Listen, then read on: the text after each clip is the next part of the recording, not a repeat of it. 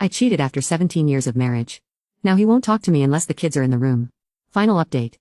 Rebecca's really nice. She actually listens when I talk. The divorce was finalized last month. Brandon and Rebecca are getting married in the spring. Julia has asked to live with them after the wedding.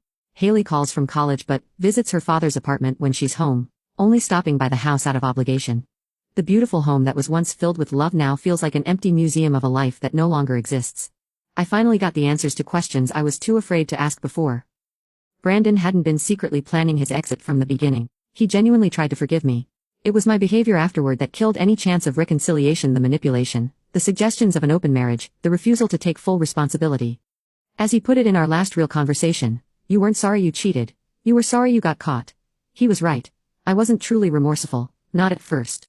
I was just desperate to avoid consequences, to keep my comfortable life intact. By the time I understood what I'd really lost, it was far too late. I ran into Eric last week, the first time since we were both fired. He's married now too, to someone younger. Barely acknowledged me beyond a nod. The passionate affair that I destroyed my family for wasn't even memorable enough for him to feel awkward seeing me again. Just another conquest in his rear view mirror.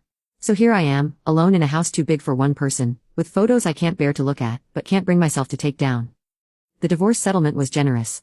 Brandon always was a better person than me. But money doesn't keep you warm at night. It doesn't call to check if you're okay, doesn't remember your favorite ice cream, doesn't hold your hand through good news and bad. I thought the worst consequence of my affair would be Brandon's anger. I was wrong.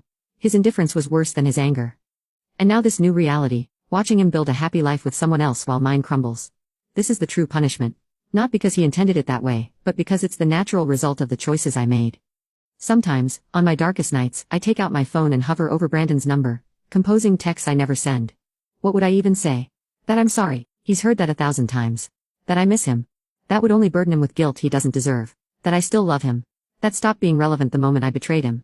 So instead, I live with my regrets. I smile through Julia's increasingly rare visits. I send Haley care packages at college. I go to work, come home, eat dinner alone, and wonder how I could have been so blind, so selfish.